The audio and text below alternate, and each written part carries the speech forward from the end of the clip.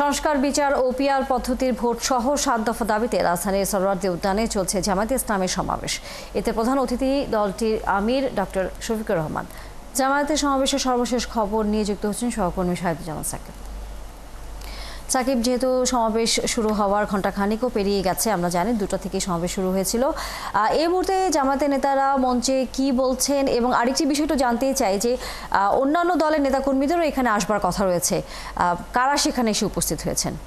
বিভিন্ন দলের নেতাকর্মীরাই কিন্তু ইতিমধ্যেই মঞ্চে এসে উপস্থিত হয়েছেন। এখন যদি দেখাই, বাংলাদেশ খেলাফত আন্দোলনের নায়েবে আমির তিনি বক্তৃতা করছেন, এবং এখানে কিন্তু শহীদ পরিবারের সদস্য, জুলাই গণঅভ্যুত্থানে আহত এবং জুলাই গণঅভ্যুত্থানে যারা নেতৃত্ব দিয়েছিলেন তারা এসে বক্তৃতা রেখেছেন। ইতিমধ্যেই কিছুক্ষণ আগে বেসরকারি বিশ্ববিদ্যালয়ের একজন প্রতিনিধি তিনি বক্তৃতা করেছেন। পাশাপাশি জুলাই গণঅভ্যুত্থানে নেতৃত্ব দেওয়া ইসলামী ছাত্র শিবিরের নেতৃবৃন্দ তারা বক্তব্য রেখেছেন। ঢাকা বিশ্ববিদ্যালয়ের সাবেক সভাপতি ছাত্র শিবিরের সাদিক কায়েম তিনি কথা বলেছেন।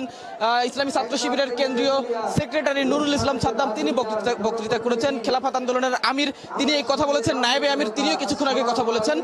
পাশাপাশি এখানে অন্যান্য দলগুলোর প্রতিনিধিদেরকেও আমরা মঞ্চে লক্ষ্য করছি, তারা এসেছেন। তারা হয়তো পর্যায়ক্রমে বক্তব্য রাখবেন। এখন পর্যন্ত নেতৃবৃন্দ যারা বক্তব্য রেখেছেন বিভিন্ন দলের, তারা যেটি বলছেন, আগামী জাতীয় নির্বাচনের আগে যেন জুলাই গণঅভ্যুত্থানের মতো ফ্যাসিবাদ বিরোধী সকল দল ঐক্যবদ্ধ থাকে, সকলে মিলে যেন আগামী জাতীয় নির্বাচন সুষ্ঠু নিরপেক্ষভাবে অনুষ্ঠিত করা যায়, সেই প্রত্যাশা তারা করেছেন। সেই আহ্বান তারা সবগুলো রাজনৈতিক দলকে জানিয়েছেন।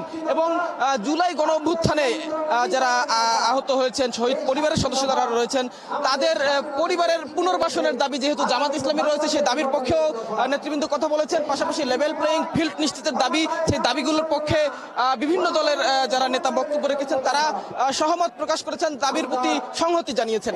একটু দাবিগুলো যদি আরেকবার আমি একটু জানিয়ে রাখি, 7 দফা যে দাবি আজকে জামায়াতে ইসলামীর, প্রথম হচ্ছে লেভেল প্লেইং ফিল্ড নিশ্চিতকরণ, জুলাই গণহত্যার বিচার, প্রয়োজনীয় মৌলিক সংস্কার, জুলাই সনদ ও ঘোষণাপত্র বাস্তবায়ন, জুলাই গণঅভ্যুত্থানে শহীদ ও আহতদের পরিবারের পুনর্বাসন, পিআর পদ্ধতিতে জাতীয় নির্বাচন, প্রবাসীদের ভোট প্রদানের ব্যবস্থা এবং দুর্নীতিমুক্ত বাংলাদেশ গড়ার লক্ষ্য।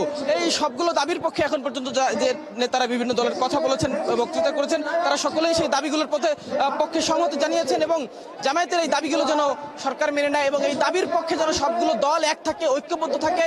আগামী নির্বাচনের লেভেল প্লেইং ফিল্ড নিশ্চিতের জন্য সবগুলো দল যেন যার যার জায়গা থেকে কথা বলে, সেই আহ্বান কিন্তু আমরা বক্তৃতাগুলোতে লক্ষ্য করেছি। এখনো অনেক রাজনৈতিক দলের নেতৃবৃন্দ বক্তৃতা দেওয়ার বাকি আছে। জামায়াতের কেন্দ্রীয় নেতৃবৃন্দ রয়েছেন।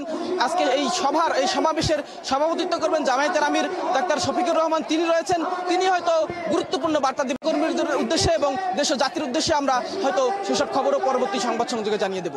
তানিয়া।